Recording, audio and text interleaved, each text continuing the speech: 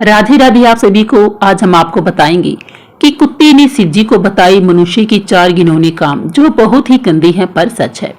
एक बार एक वफादार कुत्ते की मृत्यु हो जाती है तो वह भगवान शिव जी के दरबार में पहुंचता है। भगवान शिव जी उस कुत्ते से कहते हैं, हे स्वान, तुमने कुत्ते के शरीर में होते हुए भी कभी किसी को नहीं सताया, हमेशा मालिक की वफादारी की, और जो वफादार होते हैं वह मुझे अत्यंत ही प्यारे होते हैं।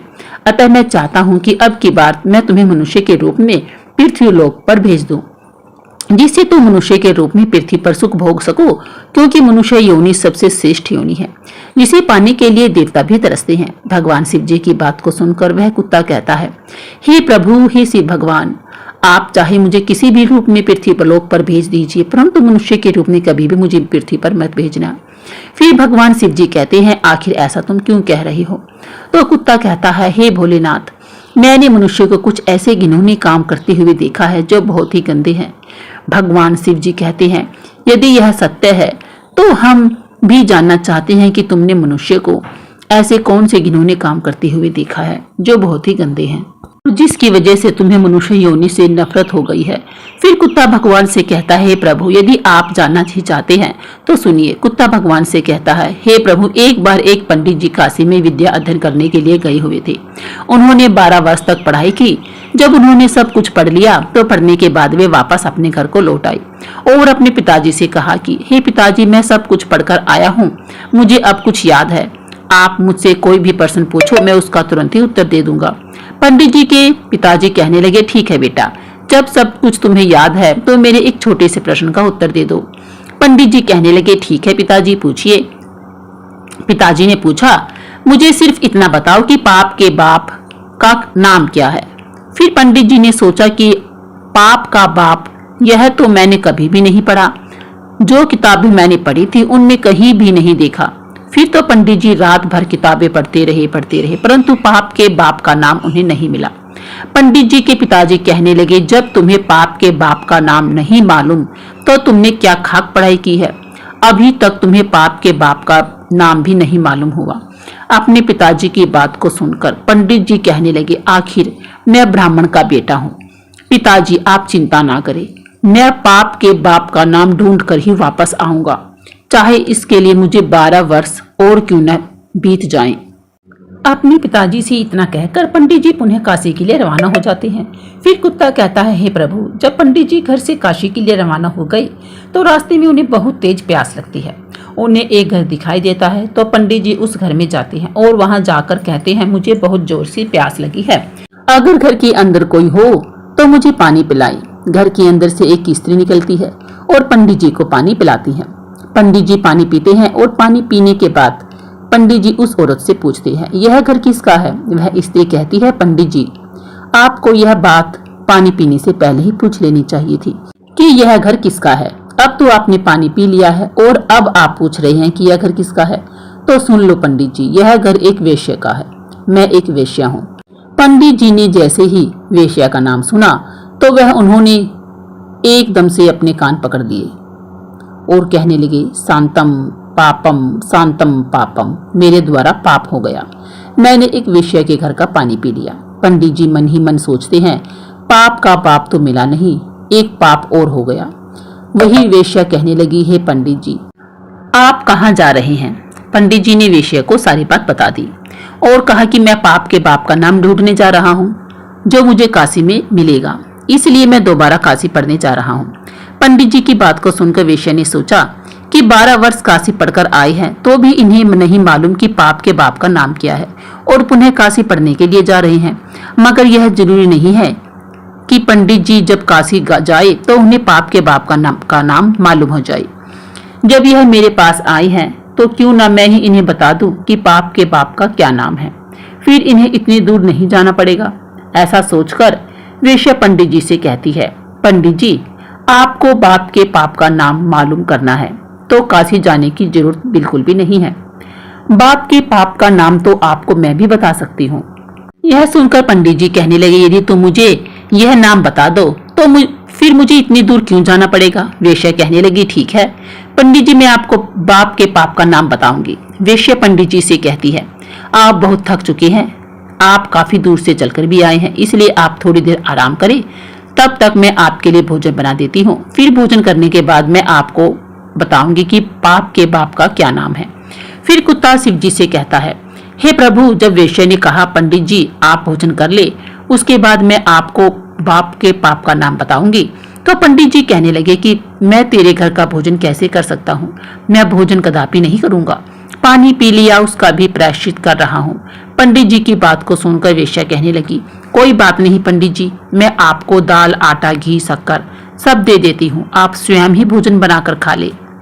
पंडित जी कहने लगे कि तू तो एक वेश्या है, मुझे तेरे घर का सीधा भी नहीं लेना है। पंडित जी की बात को सुनकर वेश्या कहने लगी, पंडित जी अगर आप मेरे हाथों से सीधा ले लेंगे तो मैं आपको 5 सोने की मोहरी दूंगी। फिर तो पंडित जी सोचने लगे कि पाप के बाप का नाम तो पता नहीं कहाँ मिलेगा, यह मोहर भी हाथ से चली जाएंगी। यदि यह मुझे सीधा दे देती है तो कोई बात नहीं, यहाँ पर मुझे कौन देख रहा है कि मैं किससे क्या ले रहा हूँ, और वैसे भी अपने हाथों से भोजन बनाऊंगा और फिर खा लूंगा। आगे कुत्ता भगवान शिव से कहता है, हे प्रभु, पंडित जी को इतनी देर से तो सीधा लेने में तकलीफ हो रही थी, मगर जैसे ही 5 सोने की मोहरों का लोभ में आया और पंडित जी की सारी परेशानी दूर हो गई और उन्होंने वेश्या के हाथों से सीधा भी ले लिया। वही पंडित जी दाल, आटा, घी, शक्कर लेने के बाद वे अपने हाथों से भोजन बनाने लगे। फिर कुत्ता कहता है कि हे प्रभु, जिस में पंडित जी भोजन बना रहे थे तो वेश्या वहां पर पुनः आती है और पंडित जी से कहती है, हे पंडित, आपने मेरे घर का पानी पिया है, मेरे हाथों से सीधा भी लिया है, तो अब मैं आपके लिए क्या भोजन बना सकती हूँ। पंडित जी कहने लगे, तू वेश्या है, ज्यादा मत बोल, तेरे घर का सीधा सामान ले लिया यही बहुत है, तू एक वेश्या है, तेरे हाथ का बना हुआ भोजन मैं कभी नहीं कर सकता। फिर वेश्या कहने लगी, पंडित जी चिंता मत कीजिए, यदि आप मेरे हाथ का बना हुआ भोजन खा लेंगे तो मैं आपको उसके बदले में 5 और सोने की मोहरें दूंगी। पंडित जी सोचने लगते हैं, यदि मुझे खाना खाने के बदले में 5 सोने की मोहरें और मिल रही हैं तो मेरे पास 10 सोने की मोहरें हो जाएंगी। पंडित जी कहते हैं, कोई बात नहीं, मैं खाना खा लेता हूँ, यहाँ पर मुझे कौन देख रहा है भला। फिर पंडित जी वेश्या से कहने लगे, मैं तुम्हारे हाथ का खाना खा लेता हूँ, लेकिन तुम स्नान करने के बाद ही भोजन बनाना। तो वेश्या कहने लगी, ठीक है पंडित जी, मैं स्नान करने के बाद ही भोजन बनाऊंगी। 5 सोने की मोहरें देने के बाद वेश्या ने पंडित जी के लिए भोजन बनाया और पंडित जी ने कहा, बस अब चली जाओ, मैं अपने आप भोजन कर लूंगा। तभी वेश्या कहने लगी, पंडित जी मैंने आपके लिए भोजन बनाया है, तो अब सिर्फ 5 निवाले मेरे हाथ से खा लो। तो पंडित जी कहने लगे, उंगली पकड़ के हाथ मत पकड़ो, मैं तेरे हाथों से कभी भी भोजन नहीं करूंगा, तू एक वेश्या है। तभी वेश्या कहने लगी, पंडित जी यदि आप 5 निवाले मेरे हाथों से खा लेंगे तो मैं आपको 5 सोने की और भी मोहरें दूंगी। पंडित जी सोचने लगते हैं, अगर यह मुझे 5 सोने की मोहरें और दे देगी तो मेरे पास तो कुल 15 सोने की मोहरें हो जाएंगी। फिर पंडित जी वेश्या से कहने लगे, ठीक है, यदि तुम अपने हाथों से मुझे भोजन कराना चाहती हो तो अपने हाथों से मुझे भोजन खिला सकती हो। पंडित जी की बात को सुनकर वेश्या ने पंडित जी को भोजन की थाली परोसी और सामने पंडित जी, इधर वेश्या और बीच में थाली। वेश्या ने निवाला लिया और अपना हाथ पंडित जी के मुंह की ओर बढ़ाया। पंडित जी ने भी वेश्या के हाथ से निवाला लेने के लिए अपना मुंह खोला। जैसे ही पंडित जी निवाला लेने वाले थे तभी वेश्या ने पंडित जी के गाल पर एक जोरदार तमाचा मार दिया। पंडित जी आग बबूला हो गए और कहने लगे, तेरी इतनी हिम्मत, तू वेश्या होकर भी एक पंडित को थप्पड़ मार सकती है, तूने बहुत बड़ा अपराध किया है। वेश्या ने कहा, पंडित जी मैंने कोई भी अपराध नहीं किया, अपराध तो आपने किया है। आप मेरे घर का पानी पीते हैं, आप मेरे घर का सीधा सामान लेते हैं, आप मेरे हाथ से बनाया हुआ भोजन करते हैं, आप मेरे हाथ से भोजन करते हैं। जब आप वेश्या के यहाँ पर कोई काम नहीं कर सकते तो फिर आप यह सब काम करने के लिए तैयार क्यों हुए। पंडित जी कहने लगे, तेरे भाव और प्रेम के कारण। तो वेश्या कहने लगी, प्रेम के कारण नहीं, यूं कहिए लोभ के कारण। आपको 15 सोने की मोहरें दिखाई दे रही थी, इसलिए आप मेरे घर का खाना खाने को तैयार हो गई, मेरे हाथ से भी खाने को तैयार हो गई। वेश्या की बात को सुनकर पंडित जी की आंखें खुल गई और पंडित जी वेश्या के चरणों में गिर करके बोले, आप कोई वेश्या नहीं, आप मेरी गुरु निकली, क्योंकि 12 वर्ष तक काशी में पढ़ने के बाद भी मैं आज तक नहीं जान सका कि पाप का बाप कौन है, और आपने मुझे 1 ही मिनट में बता दिया कि पाप का बाप कौन है। मैं अब समझ गया हूँ कि पाप का बाप लोभ होता है और मनुष्य को कभी भी लोभ नहीं करना चाहिए। वेश्या कहने लगी, हे पंडित, जो लोभ के कारण इंसान इतना नीचे गिर सकता है, यह सब आपने ठीक से समझ लिया। आगे कुत्ता शिव जी से कहता है, हे प्रभु, इसलिए मुझे मनुष्य जाति से घृणा है, क्योंकि मनुष्य लोभ में आकर कितना भी बड़ा नीच काम कर सकता है। प्रभु, मैं अब आपको आगे और भी बताता हूँ कि मनुष्य भरोसे के काबिल बिल्कुल भी नहीं होता। वह अपने स्वार्थ के लिए अपने का ही खून कर देता है। फिर भगवान शिव जी कहते हैं, वो कैसे? तो कुत्ता कहता है कि हे प्रभु, मैं आपको एक कहानी के माध्यम से बताता हूँ, सुनिएगा। एक बार की बात है, एक शहर में एक बहुत ही धनवान व्यापारी रहता था। उसके पास मेरे जैसा ही एक वफादार पालतू कुत्ता रहता था। अचानक वह धनी व्यापारी बहुत ही गरीब हो गया और उसे अपने कुत्ते को छोड़ना पड़ गया। उसने अपने एक साथी व्यापारी से अपने कुत्ते को गिरवी रखकर 5,000 का कर्ज ले लिया और उसने एक नया काम शुरू किया। उसने अपने व्यापारी साथी से कहा कि जब तक मैं आपके 5,000 रुपये नहीं चुका देता हूँ, तब तक मेरा वफादार कुत्ता आपके पास गिरवी रहेगा, और जिस दिन मैं आपको 5,000 रुपये चुका दूंगा, मैं अपने कुत्ते को अपने साथ ले जाऊंगा। ऐसा कहकर वह व्यापारी वहां से चला जाता है। कुछ समय के बाद उसके साथी व्यापारी की दुकान में चोरी हो जाती है और चोर उसका सारा सामान चुरा कर ले गया। मुश्किल से थोड़ा सा सामान ही उसकी दुकान में बचा। वफादार कुत्ते को पता चल रहा था कि दुकान में चोरी हो रही है, और इस प्रकार वह वफादार कुत्ता चोरों के पीछे भाग गया। उसने जब वह जगह देख ली जहां पर चोरी ने चोरी का सामान छुपाया था, और फिर जगह देखने के बाद वह वफादार कुत्ता दुकान पर वापस आ गया। सुबह जब व्यापारी सोकर उठा और अपनी दुकान खोली, देखी तो एकदम से खाली है, और वह रो पड़ा। वहीं साथ में उसके घर वाले भी रोने लगे। व्यापारी तो बिल्कुल पागल सा हो गया, क्योंकि उसकी दुकान का सारा सामान लगभग चोरी हो चुका था। लेकिन उधर वह कुत्ता बार बार मालिक की कमीज और पैजामा खींचने लगा और घर के दरवाजे की तरफ भागता रहा, जैसे वह उसको घर के बाहर ले जाना चाहता हो। आखिर उसके एक दोस्त ने उसको सलाह दी कि लगता है कि यह कुत्ता चुराई हुई चीज के बारे में कुछ बताना चाहता है, इसलिए आपको बार बार पकड़कर खींच रहा है। हमें कुत्ते के साथ इसके पीछे पीछे चलना चाहिए। और फिर ऐसा सोचकर व्यापारी उस कुत्ते के पीछे पीछे चला जाता है। कुत्ता उस व्यापारी को उसी स्थान पर ले गया जहाँ उन चोरों ने उसका सामान छिपा कर रखा था। उस जगह आ जाने पर कुत्ते ने जमीन खोजनी शुरू की और भौंकना शुरू किया, और यह बताने की कोशिश की कि सामान यहाँ नीचे छिपा हुआ है। वही व्यापारी और उसके दोस्तों ने वहीं जमीन खोदी और अपना सारा सामान पा लिया। उसमें कोई भी चीज खोई हुई नहीं थी, सब सामान वैसे का वैसे ही मिल गया। व्यापारी अपना सब सामान पाकर बहुत अधिक खुश हुआ, और घर आकर उसने कुत्ते के कान में कुछ लिखकर एक कागज लपेटा और उसको उसके पुराने मालिक के पास भेज दिया। उसने उस कागज में लिखा था कि उसका कुत्ता बहुत वफादार है, और कुत्ते की वफादारी की वजह से जो 5,000 का कर्ज तुमने लिया था, मैं उसको माफ़ करता हूँ, क्योंकि तुम्हारे कुत्ते की वफादारी की वजह से मेरी दुकान का चोरी हुआ सामान वापस मुझे मिल गया है। इसलिए मैं आज तुम्हारे कुत्ते को अपने यहाँ से आज़ाद करता हूँ और इनाम के तौर पर 5,000 और कुत्ते के साथ भेजता हूँ। कुत्ता भी बहुत खुश हुआ कि आज मैं अपने मालिक के पास जाऊँगा। जब मालिक मेरी वफादारी की चर्चा सुनेंगे तो एकदम से खुशी से नाच उठेंगे।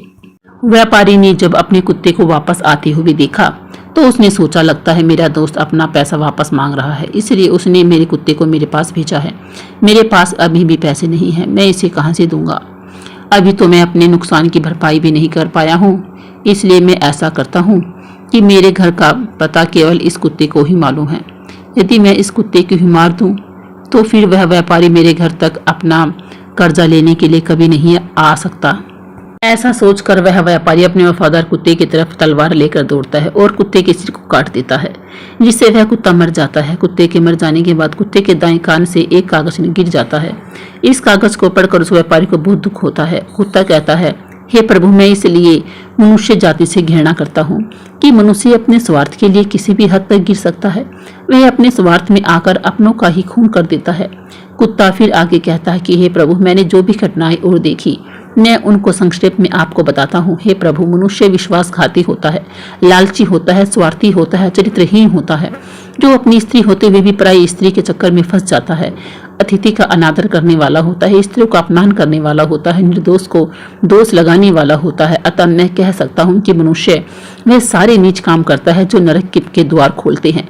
फिर भगवान भोलेनाथ जी कहते हैं, हे स्वान, तुम ठीक कहते हो, परंतु सभी मनुष्य एक जैसे नहीं होते। अब मैं तुम्हें एक छोटी सी कहानी सुनाता हूँ। एक बार एक बहुत ही बलवान और उदार राजा होता है जो अपना बहुत सा सोना अपने राज्य के गरीब लोगों को दान करता था। वह राजा सुबह जल्दी उठकर अपना सोना उसके महल के दरवाजे के पास खड़े गरीबों में बांटता था ताकि वे खाना और कपड़े खरीद सके। भगवान शिव जी आगे कहते हैं, हे सवान, एक रात एक किसान राजा के महल के पास आया और दीवार से चिपक कर छुप गया। उस किसान ने सोचा कि वह रात भर महल के दरवाजे के पास रहेगा और फिर सुबह राजा से सोना पाने के लिए लाइन में सबसे आगे लग जाएगा, क्योंकि किसान ने सोचा अगर वह सबसे पहले जाएगा तो राजा उसको सबसे ज्यादा सोना देगा और फिर उसकी गरीबी दूर हो जाएगी। लेकिन जब राजा के महल के एक चौकीदार ने उस किसान को रात्रि को महल के दरवाजे के पास में छुपा हुआ देखा तो चौकीदार ने सोचा कि यह कोई चोर है जो राजा के महल में रात को चोरी करने के लिए आया है, और ऐसा सोचकर उस चौकीदार ने उस किसान को पकड़ लिया और उसे महल के नीचे कैद खाने में बंद कर दिया। अगली सुबह पिछली रात का किस्सा सुनकर उस उदार राजा ने जाकर कैद खाने में बंद किसान से सारी बात करने की ठान ली। राजा ने उस अंधेरे और उदास कैद खाने में प्रवेश किया और फिर उन्होंने उस किसान से पूछा, तुम मेरे महल में चोरी करने के लिए क्यों आई थी, जबकि तुम्हें अपने आप को भोजन और कपड़े दिलवाने के लिए सिर्फ मुझसे सोना मांगना था। क्या तुम्हें यह पता नहीं कि मैं यह तुम्हें खुशी से दान कर देता हूँ। राजा की बात को सुनकर वह गरीब किसान कहने लगा, हे राजन, मैं कोई चोर नहीं हूँ, मैं सिर्फ एक किसान हूँ जो बुरे समय से गुजर रहा हूँ और मुझे मदद की ज़रूरत है। मैं एक ज़माने में एक अच्छा किसान और एक अच्छा व्यापारी था जो बहुत दान पुण्य करता था, लेकिन फिर अकाल पड़ गया, चोरों ने मेरी पशुओं को भी चुरा लिया। किसान आगे कहता है, महाराज, मैं आपके महल में चोरी करने नहीं आया था, मैं रात में इसलिए आया था कि किसी तरह सुबह सबसे पहले मैं लाइन में लग जाऊंगा और जब आप सोना बांटोगे तो मैं सबसे पहले मुझे मिल जाएगा। महाराज, मैं भी कह रहा हूँ वह सच कह रहा हूँ। किसान की बातें राजा के दिल को छू गई और राजा ने अपने सिपाहियों को उस किसान को कैद खाने से छुड़ाने का हुक्म दे दिया और फिर उसने उस किसान को 10 सोने के सिक्के भी दिए जिससे वह अपनी जिंदगी बना सके। किसान ने राजा को धन्यवाद दिया और अपना सोना लेकर महल से निकल गया। लेकिन अगले दिन किसान अपने 10 सोने के सिक्कों से संतुष्ट नहीं था और हर रात को महल के दरवाजे के पास आकर सुबह होने तक का इंतजार करता था। हर सुबह राजा आता और उसे 10 सोने के सिक्के प्रदान कर देता। इस प्रकार 10 सोने के सिक्के वह कई दिनों तक पाता रहा। आखिरकार राजा ने किसान से एक दिन पूछा कि जब मैंने तुम्हें इतना सोना दिया है तो तुम रोजाना मेरे महल में क्यों आते हो, क्योंकि मैं समझता हूँ कि मैं तुम्हें इतना सोना दे चुका हूँ कि अब तुम गरीब या भूखे नहीं रह सकते।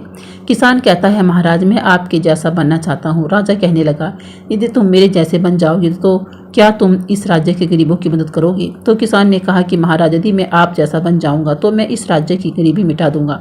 उस किसान की बातों से प्रभावित होकर राजा ने अपना आधा राज्य उस किसान को दे दिया और उसे आधा धन भी दे दिया। राजा ने कहा, लेकिन तुम्हें वादा करना होगा कि तुम हमेशा उन लोगों की मदद करोगे जिन्हें तुम्हारी मदद की आवश्यकता होगी। फिर किसान ने राजा की बात मानी और राजा ने अपना आधा धन और आधा राज्य उस किसान को दे दिया। भगवान शिव जी कहते हैं, हे सवान, इस प्रकार कई साल गुजर गए और वह किसान बहुत धनवान हो गया। उसने राजा के द्वारा प्राप्त धन से बहुत सारा धन इकट्ठा कर लिया और फिर उस राजा से भी ज्यादा उस राज्य के गरीबों में वह धन को बांटने लगा। राजा किसान के बारे में ऐसा सुनकर बहुत ही खुश हुआ कि वह गरीबों की मदद करता है। उसे पता था कि दूसरों के देने से में ही दुनिया का सबसे बड़ा सुख है और किसान ने भी यही सबक अच्छी तरह सीखा था कि वो भी अपना धन, अपनी खुशियां दूसरों के साथ बांटे और फिर वह बांटने लगा और फिर किसान और राजा दोनों ने मिलकर अपने राज्य से पूरी तरह गरीबी का अंत कर दिया। प्रजा सुखपूर्वक जीवन जीने लगी। कहानी सुनाने के बाद में भगवान भोलेनाथ जी कहते हैं, हे सवान, इस कहानी से साफ हो जाता है कि इस संसार में सारे मनुष्य एक जैसे नहीं होते। जो जैसा कर्म करता है वैसा ही फल को प्राप्त होता है। फिर कुत्ता बोला, ठीक है प्रभु, आप मुझे जो भी रूप देंगे वह मुझे स्वीकार होगा। फिर भगवान शिव जी ने उसे कुत्ते को मनुष्य के रूप में पृथ्वी पर भेज दिया और उसके धर्म के रास्ते पर चलकर मोक्ष को प्राप्त किया। जो इंसान बुरे काम करता है उसे बुरा ही फल मिलता है और जो अच्छे काम करता है उसे अच्छा फल मिलता है। बोलो हर हर महादेव।